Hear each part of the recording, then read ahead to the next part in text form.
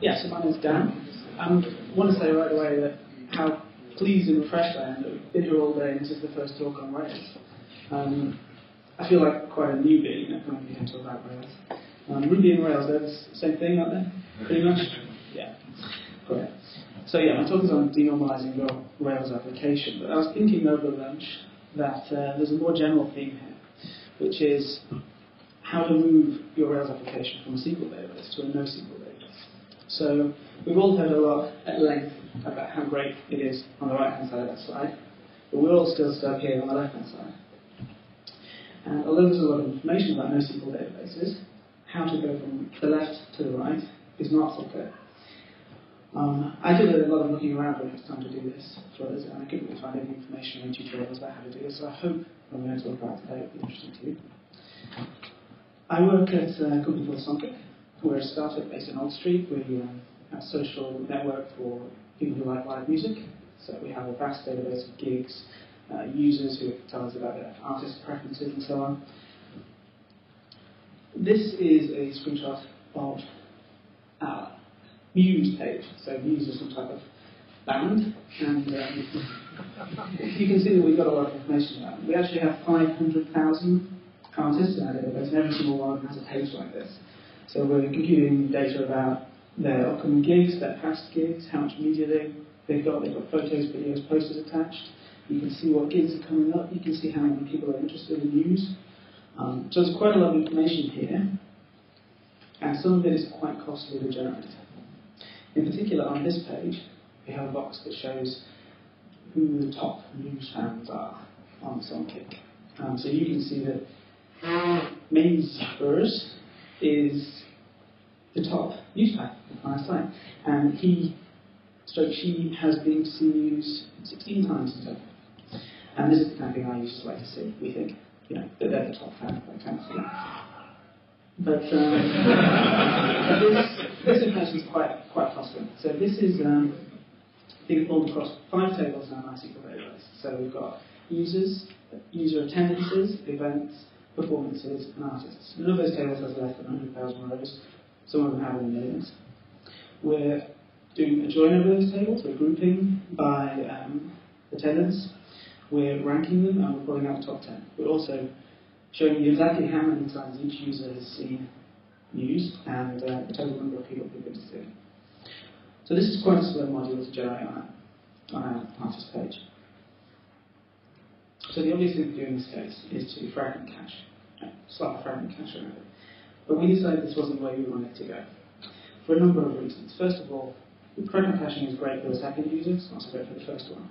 Normally we wouldn't mind giving one user a 10 kick in the teeth, but for a lot of the 500,000 artists, the first user who sees it is Google. And we don't want to give Google a kick in the teeth, we want to bounce straight. So we need to make sure that this information is present up front, ready for them to see it before they come to the zip page.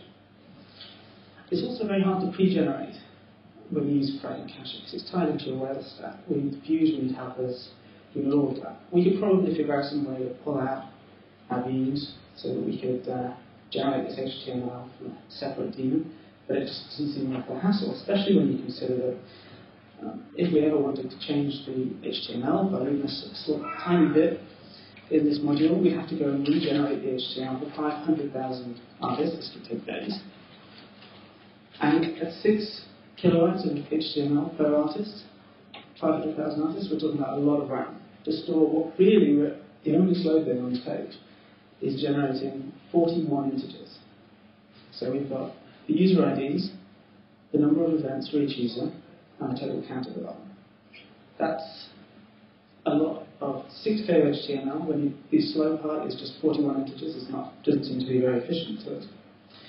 And so fragment caching makes caching easy, you just slap a block around it, but caching was never the hard part in the first place. The hard part is exploration of those caches. Okay, so this is why we're not doing fragment caching. Alright, so let's just slap in non-cached. That's your next plot. Rails.cache, key, data, bang, done.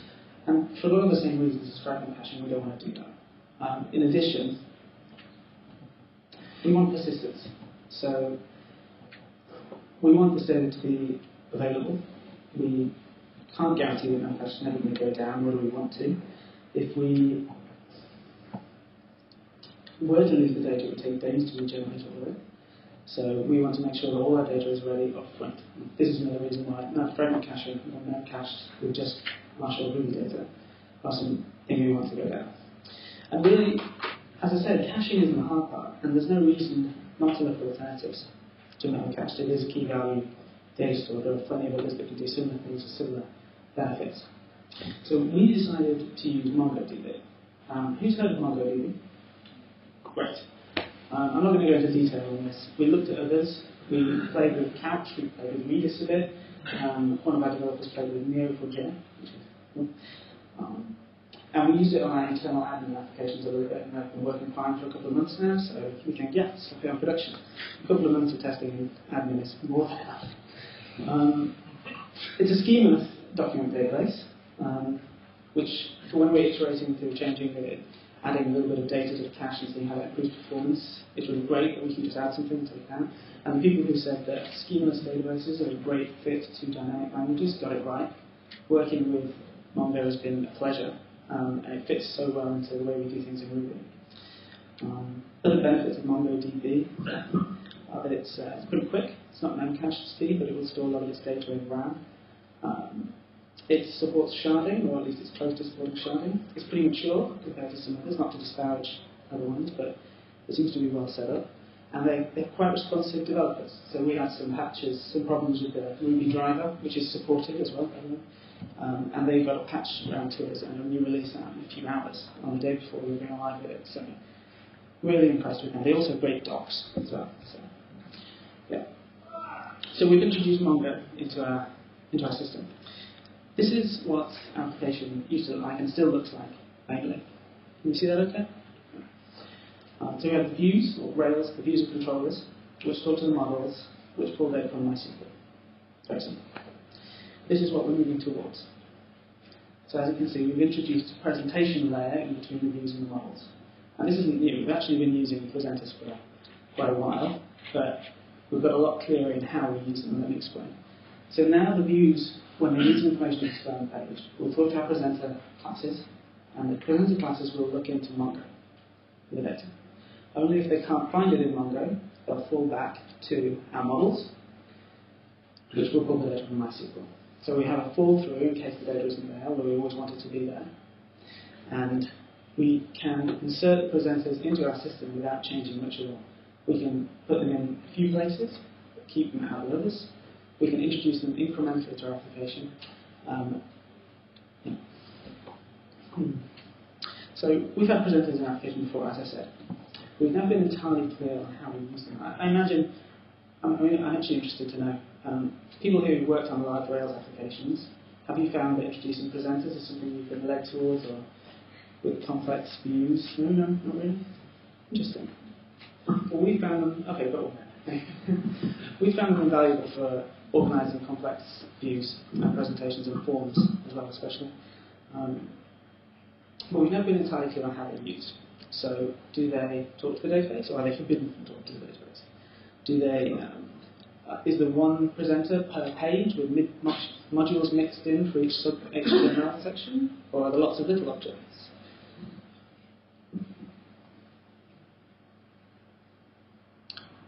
Do we organise them by controllers? Do we organise them by views, or do we organise them by models?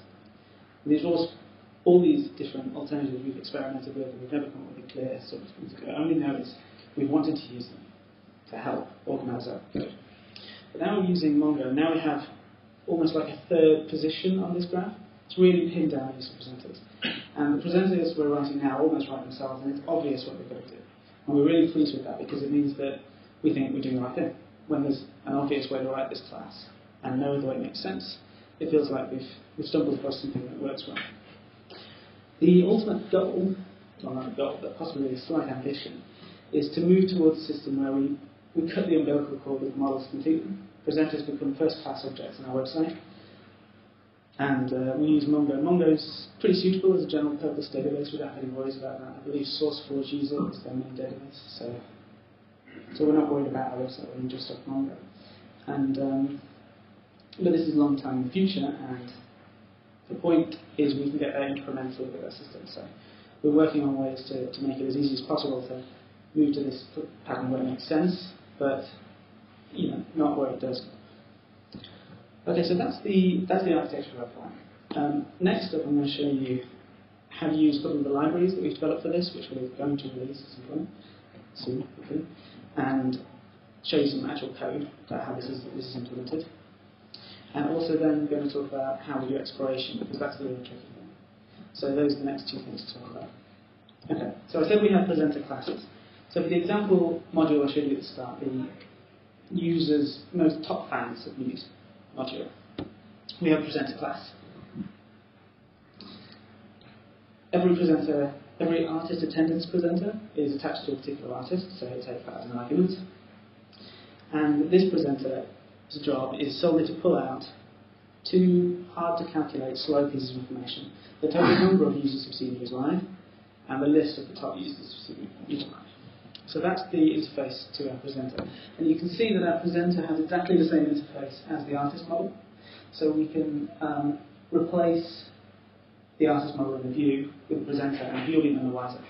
So that means we can stay flexible. It means we minimize the disruption to our system to move to this.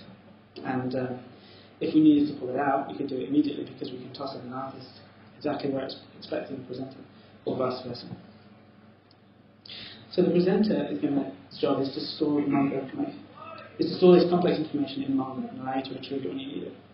So we have to declare to our presenter that this is going to be stored in cache. And we call them silos because they're like a cache, but they're not a cache because we want them upfront generated. We find using the word cache makes it confusing because we don't know if we're talking about cache or something else. So we call them silos.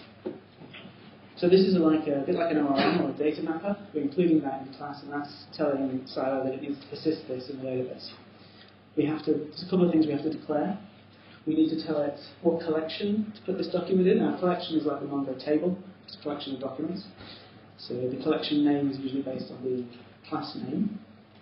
We also pass in a way for it to generate the ID for the class. So in this case, the ID for this presenter is simply the artist ID, and that's enough to specify the data for every artist page on the site for an attendance module.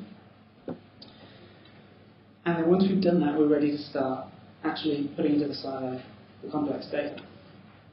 And the way we do that is we have these annotations which say the silo of these two methods I want you to store. So this is less an ORM at this point, as it's a very simple database-backed method memorization technique. So you see memorize in Rails. This is pretty identical. If you call total number of users seen live on this object now, first thing it'll do is check Mongo. Data's there to give you that. If it's not, it'll fall back to the implementation, which is this method, and call that instead.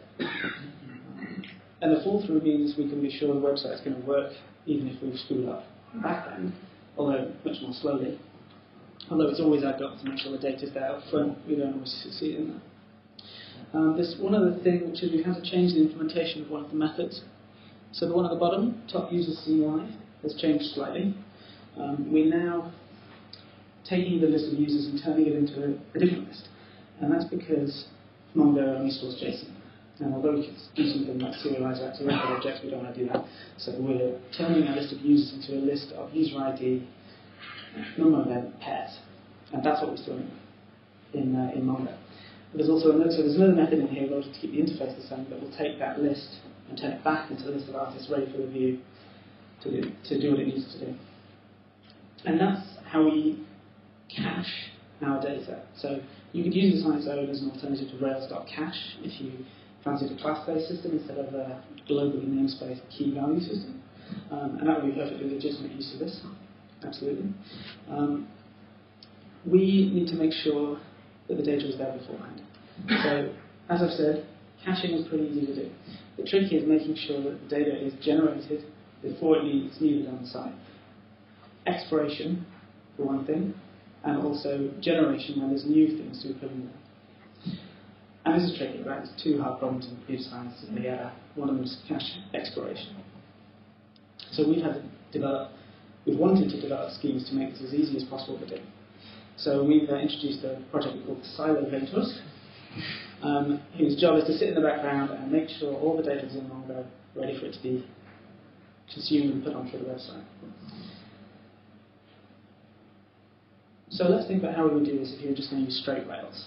I'll show you an example of implementation, and then show you how we edited that to make it more straightforward. So if we were going to do this in Rails, we would write an observer. The observer would observe our artists, and when an artist is created, we would make sure that the data went into the silo ready for the view. If an artist was destroyed, we would again remove the data. We don't need it anymore. So here, presenter for is a helper method that just gets the presenter for the artist that we've already showed you. And silo generate just tells the silos, I want you to generate all the fields on this class that you know about, and put the document that results into Mongo. So that's our a new artist has been created. Create the data for this view. And it's going to be a bunch of zeros. It's going to be a 0 at the bottom and an empty list because no one's seen any new artist. If we destroy the artist, we need to remove it. So we say to silo, remove the data behind this attendance presenter. And also, there's a bunch of things that need to happen when the data gets updated. So the user says they've been to a concert, or a concert gets added, or that kind of thing. But I'm not going to show you that in this example, just to keep it small and clean, but there'll be a lot more of these observers in the background doing things as well. So this is nice, and this is the standard Rails observers, but it doesn't scale. We may have to update hundreds, maybe thousands of documents in the course of one user action on our site, so we can't afford to be sitting there doing that synchronously in process while the user waits for them to come back. So we have to somehow get them out of process. Now, there's been a lot talked about background jobs, all that kind of stuff, and I'm really going to gloss over the details, but suffice to say, we do take this and push it down into a background process. And I'll show you what the code for that looks like.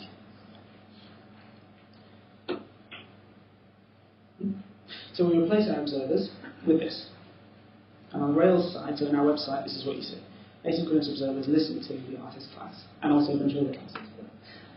They'll hook into all the standard callbacks, and so you have to do that on the Rails side. When anything happens to the artist model here, if it's created, updated, or destroyed, the asynchronous observers will create a serialized message about that. It will say, create artist with ID 497, whatever, and it will push that onto an AMQP queue. So every time any CRUD operation happens on our site, create, update, or destroy, we push a message onto AMQP. And this turns into the mega feed for our site. So we have a kind of a sonic fire hose that anything can listen to. Anytime there's any model changes in any way to create, update, or destroy, we push it out. So if you listen to this, you get a lot of events happening, and every single one of them is expressed in this way as either as a CRUD operation on a submodel in our database. And this is good, because it means that whenever we talk about doing background processing, new job, tasks, anything like that, we don't worry about message formats. We don't even have to change our front end at all, even slightly, because we have this here, and it contains pretty much all the useful information we need to do anything. So when we want to create a daemon that sends a user a welcome email, we attach to the same thing that everything else is listening to, and we listen for user create messages. And then we send them an email based on that. For the artist attendance presenter that we're looking at, we listen for create artists, we listen for lots of other things as well, we listen for create artists. And our back-end daemon, the simulators, again, have these asynchronous observers, and they replace the code that was present in the Rails observer. So it's very similar to the Rails observer, but it's now in the back-end, out of process, where it can't do any badness to performance. The DSL here is a little bit different to the standard Rails observers because it's a little bit more magical. So you can listen to, you can see the CRUD operation is defined, the class or object you want to listen to. Inside the block, you have artist available to you. You also have the operation available to you if you want it. You probably know what it is at that point. If it's an update operation, you have the hash of changes, so you can inspect exactly what changed with the user. So if you want to send them a password reset email, they've changed their email, something like that, so you can inspect exactly what changed. And that gives us a really nice DSL for, so we want to create a new daemon that does some backend job, we just create one of these asynchronous observers, put it in a daemon, listen to the queue, and we get to do whatever we want based on events that happen on site. So we have a bunch of these salivators now running on the back end, whose job is solely to update our denormalized data so that it's ready for the website to use when it needs it. And some of this code is pretty complicated. I'm showing you this and it looks pretty trivial, but you can imagine pages of rules in here about if someone tracks something, it updates their friends and the artist and all the concepts, all that kind of thing. So these can get pretty long. But so you still have to do some work in figuring out exactly what can change what on the front end. But adding a new denormalization to our website just becomes as simple as adding those silo method calls on the front end, and on the back end making sure that we listen to the right events to update them. And so this abstraction of listening for CRUD operations we think is a good thing. And we're going to try and release this asynchronous observer code because it could very easily just be a generic library. So we'll try and do that. So as I said, you still have to do quite a bit of work to think about exactly what can change what on the front end. So we haven't completely removed the process of updating our data.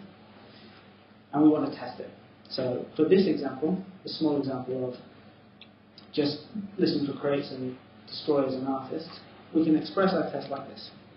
And this is exactly what we'd give to our QA people. We'd say, when an artist is created, the silo should be updated correctly. When an artist is destroyed, the silo should be updated correctly. And that's enough there to test what's going on, because you know what the number should be. So you can check that if an artist is created, it should get a 0 at the bottom. Or if an update happens, it should have the right number, because you know what it should be. And it would be really great if you could translate this into code in such a way that you didn't have to write lots of things about what numbers should exactly be in the database, and exactly what should happen when things happen, because this is enough right here. So I'm going to show you what it looks like when translated into RSpec.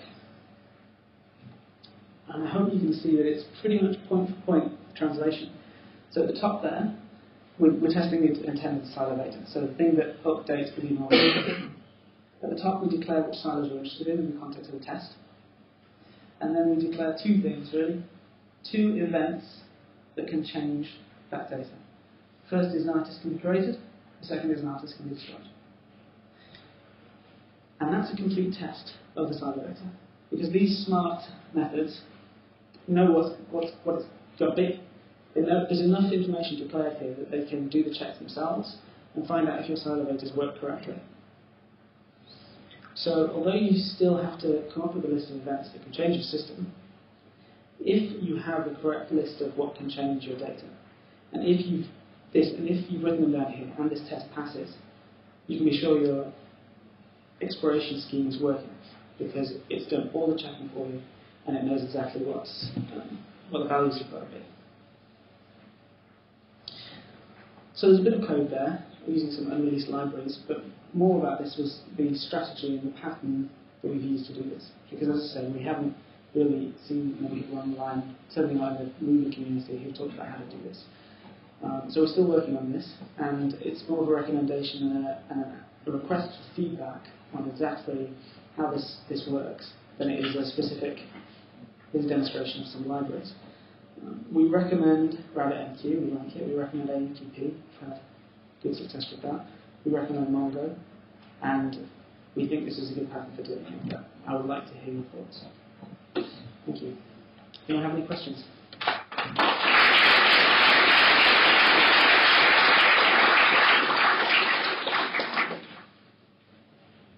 Yeah.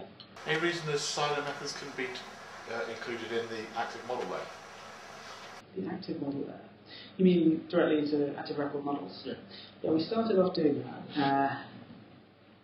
And the reason we stopped is people who work on our back end got very confused about what was salivated and what wasn't when they were using the models. We would like our models to be pristine, and when you talk to them, you get perfectly correct data. And the presenters give us a way to wrap up the models and conveniently keep that information where it's needed and not where it's not. And it is only really the website at this point. Pretty much everywhere in the rest of our system, you want the correct data. We don't care too much about performance, but it's on the website where we want really fast data retrieval. So this is important. So we're keeping it to our front end. The presenters are the new first class objects in the front end. Yes? What's the performance of MongoDB like compared to Memcache? It's not as fast as Memcache, but it's not bad. It's pretty close. It's certainly faster than, say, Couch. It holds a lot of its data in RAM, and it's pretty quick besides. You can index anything you like. It's comparable. It's the same order of magnitude to Memcache. Yes? Is there a reason for serializing storing it into Mongo rather than just storing it into all their active record models? Right. So we are incrementally adding columns as we develop to 500,000 row table, and we want to be able to rapidly iterate on that. So we prefer a schemaless database for this, essentially. So it's purely a database decision, it's not tied to the implementation of the... No, we could use... We're only indexing on the ID, so we could easily use, for instance, a MySQL table that had an ID column and then a serialized hash, and that would work pretty well. Except that we gain extra flexibility with Mongo that we wouldn't get in that situation. Because if we had a serialized hash in a MySQL table, we wouldn't be able to query it over it. Whereas with Mongo, even though you can toss anything in there, you can still query on anything. So we have a bit of extra flexibility there that you wouldn't have. Thinking of storing this full actual model, so rather than storing a hash, you just have the individual columns for each value, so top one is one column top split and one is a second column. Yeah. Well, but obviously schema updates and that, when you, if you've got... We also want to... So there's also other things about Mongo that we like, such as the fact that it can shard. We'd like to... We might have to move towards that, so we're getting ready for that as well. And yeah, as I say, it's much easier to develop using this system where you can very easily change what goes in there. So, yeah. As you said, really, what you're doing here is effectively finding a clever way to cache and sort of cache plus the expensive computation that you're effectively resigned to doing. And I suppose I was just going to ask whether you have any ambitions to, because, I mean, something like Mongo is just effectively just a document database, right? Whereas some of the things like Redis and Cassandra and stuff are actually, they allow you to store structures, data structures. So Redis has got support for things like, you can actually perform operations on the data structures. And with things like Cassandra, the idea is that you can actually start doing sort of structured queries. So I was just wondering whether you have any ambitions to move, once you've got all this stuff done, which is obviously a jump ahead of where you are now, to actually make the underlying computation less expensive by, instead of doing it with a massive join across 5 tables, actually start doing the computations in Mongo or Cassandra or something so that instead of having to keep caching it, it's actually fast enough for you to compute it live and you can throw all your cache bus in. Possibly. We don't have any plans ever to get rid of MySQL completely. Right. Our data is very relational. So the relationships between users and events and artists, it's a really good fit for MySQL, to be honest. And as for using something like Cassandra, we can put more of that into Mongo if we choose to. It's not something we really thought about, to be honest. So yeah. What about validations, like form validations? Would you put those in the models and the presenters? We actually have form classes that handle complex forms for us. But yeah, we've abstracted that as well.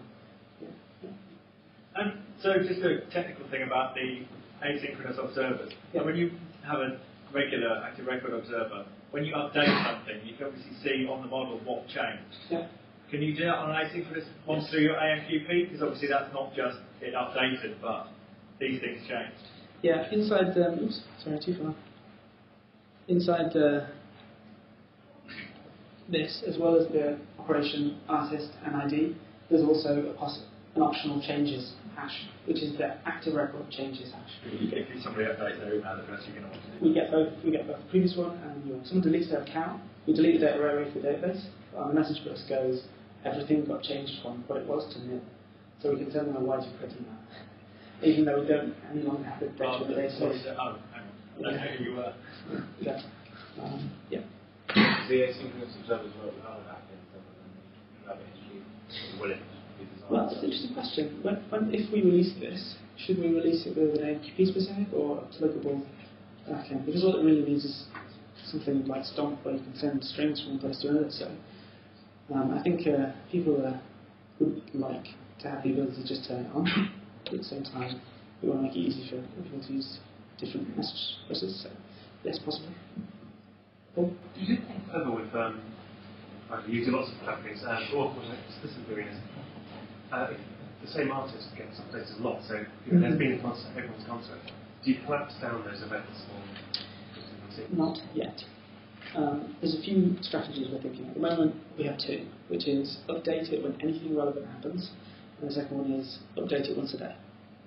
For this, it actually updates pretty recently because the top news fans don't change that often. You'd have to be a real big news fan who came and put all their gigs on the site in one go to get on there today.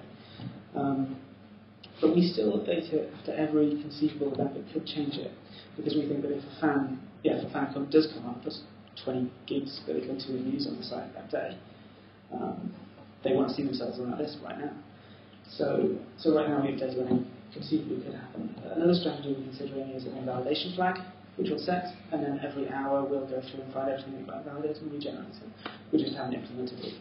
So, yeah. I know Flickr use very heavily denormalized MySQL to do a lot of this stuff, and they have a scheme by where if you're editing your own stuff, you see changes. So you read and write from the same master basically, and then those changes are pushed out by replication. So they've got a kind of fast read and write stuff you're doing, and everyone else sees it later. I was wondering if Facebook do the same as well. Yeah, if there was a kind of similar thing, like, I mean, are you relying on Mongo to go?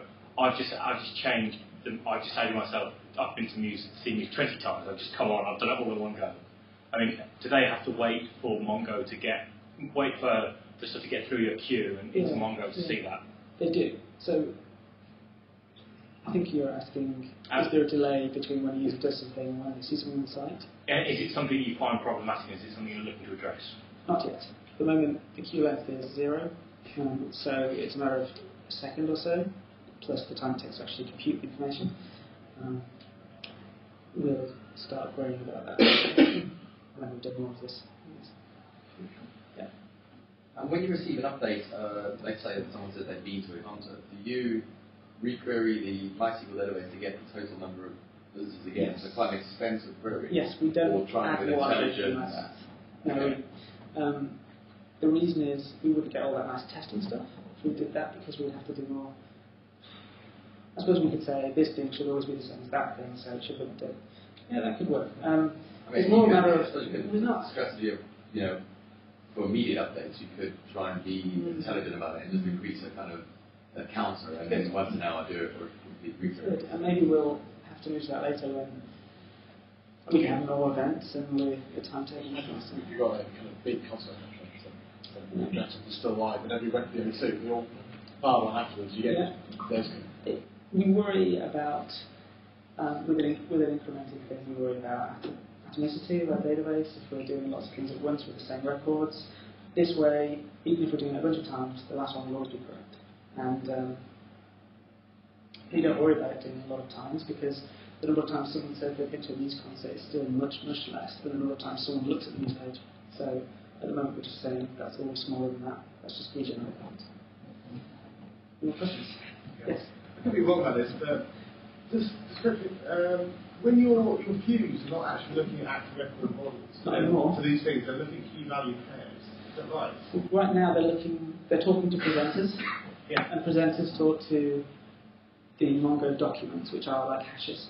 Yeah. Oh, so it seems that you were passing out like the IDs and the number of times they attended it. Yeah. But then you were displaying like their name, their avatar. We pull them up out of the database. So basically you get the IDs back and we get the slow part. And into a SQL in ID query, you get the active record models. Pulling up 20 users is not slow. Yeah. The slow part is in comparison to the other thing. So yes, we take that and we just load up the users in a single query and display. Where do you do that? Do you do that in the presenter or in the? Yes. This. Which way do I go? Forward or backwards? Forward. No, backwards. So I said there's an implementation of this change. There's another method you can't see that maintains the interface of this class that takes that list and does the inverse of this. So take all the IDs, load artists with those IDs, set them on event time. Anyone else? Yes. It's true. Mark has a true one. Have you presented this the only second time I've heard about it since Jay Fields' blog post? Yeah, we read that. You've looked about it, so I think it's a really interesting thing. I'm surprised that it didn't have more take-up. Yeah. Well, Right? people always seem to be, we haven't had a authoritative description of what they should do, but we can just crib off. And we haven't blogged about it because like I said, none of us are particularly clear on exactly how it's supposed to work. Just that we really felt like we wanted something as a layer between our controllers, views, and our models. But yes, I'm going to blog about it now. I think there's enough to be blogged. No, there is an active presenter library that you use. So if you've got multi-model, so if you're doing something in a form, and the action of that form ends up, creating an order and changing a user record and a few other things. The active presenter takes care of wrapping all the updates in a transaction for you and making sure all the validations on all the things work, just as a kind of helper. So that's a bit like a form thing, isn't it? It's form kind of helper. Well, Inspector. But yeah, I saw that on a project. About 2 years ago, Jay Fields did a talk at RailsConf Europe about presenters, which basically lasted about 15 minutes, where he kind of said, I wasn't going to talk about presenters, and then actually decided I don't like them anymore. Right. So yeah, we read those series of blog posts. I think we've worked through them over a period of months. But we want them. Now we have a clear idea about how to write. And that's just kind of using it as a proxy, isn't it? Just as a it's a proxy object. Is that much difference to form builder, basically? Well, that is, in that it's a proxy rather than a builder. Question? Okay, thank you.